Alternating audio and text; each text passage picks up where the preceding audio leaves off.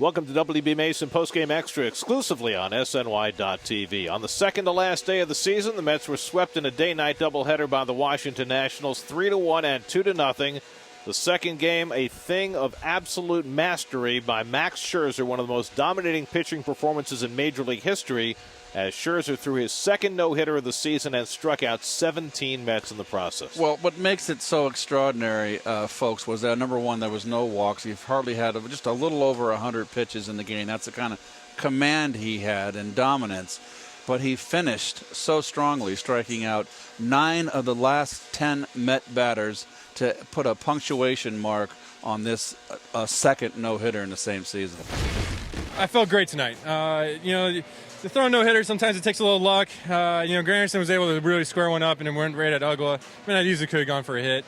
But, I was just in command of my pitches. I was able to execute all 4 of my pitches, whether I was ahead the count or behind the count. And I just trust my catcher tonight. There's a lot of times where he called some pitches I didn't, I wasn't sure about, but I just executed anyway because I trust him, and it just worked. And we were in sync and just was able to work ahead in the count, and that's what made it work. He was good. He was really good.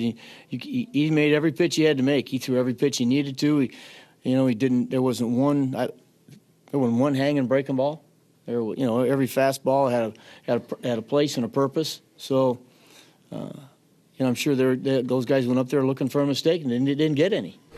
Being able to watch that and see, how much his ball was moving and how good control he had, it was you kind of had that feel of a special night. And for him to do that, twice in one season, I know they showed a little stat of the guys who have done it. So, for him to be in that company, it's pretty incredible. Only the 5th pitcher ever to throw 2 no-hitters in the same regular season. Nolan Ryan was the last to do it in 1973. The game featured 35 strikeouts, which is a new Major League record for a 9-inning game. The old record was 31.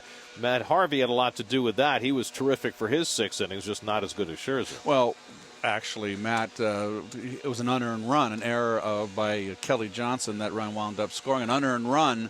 That run was scored in the 6th inning, Matt's last inning. But Matt went 6 strong innings, 4 hits, no walks, the unearned run, and 11 strikeouts. This is his final tune-up for his game number 3 in the playoffs against the Dodgers. So a very positive last start for Matt.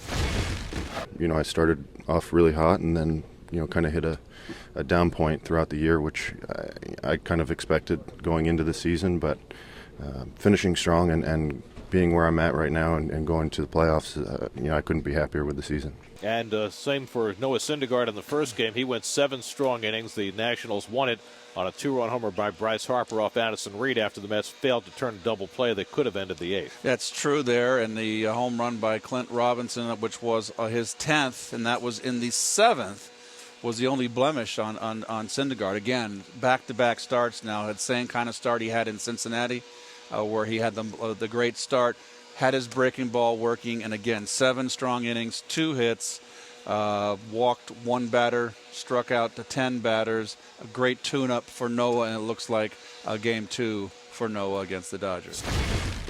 Obviously, he hung one to Robinson, but other than that, he keeps the ball down. His changeups, really, I think, one of the big factors. Steve, this guy throws so hard, and his changeups, 89 miles an hour, and it just, they got to gear up for the fastball. He's just the last couple outings he's used his off-speed stuff early in the game, and he's made it pretty easy for himself. I'm very impressed again today. Pitched a great game. I feel pretty good. I feel like I ended the regular season on a high note today, and I feel like I learned a lot this season, and now it's time to transfer what I learned during the season into playoffs. So while the Met pitching looks like they are right where they need to be going into the postseason, the offense has scored 1 run in the last 35 games as the Mets have lost 5 in a row. Well, it's a concern that the offense has shut down and been struggling the last since Philadelphia. So it's been 5 days. Gary mentioned earlier that the 2000 Yankees ended very poorly, started the playoffs struggling, and wound up winning the World Series. Now, it's a different time, a different team, and a different year, but you kind of want to get things in gear. You don't want to kind of, fizzle in the end of the season going in. But you know what? When you get into playoffs and it's game 1, you're playing in front of a full house, whether it's here at Citi Field or in Dodger Stadium, the adrenaline's going to be there, and they need to get Cespedes to get hitting again. Well, we're not swinging very good. We haven't swung very good in 4 games. But, especially in Philly where, that's a pretty good hitting park.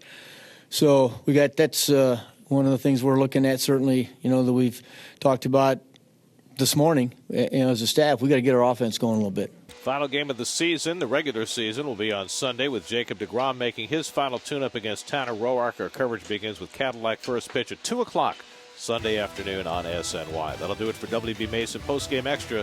Be sure to join us after every game for exclusive coverage on SNY.TV.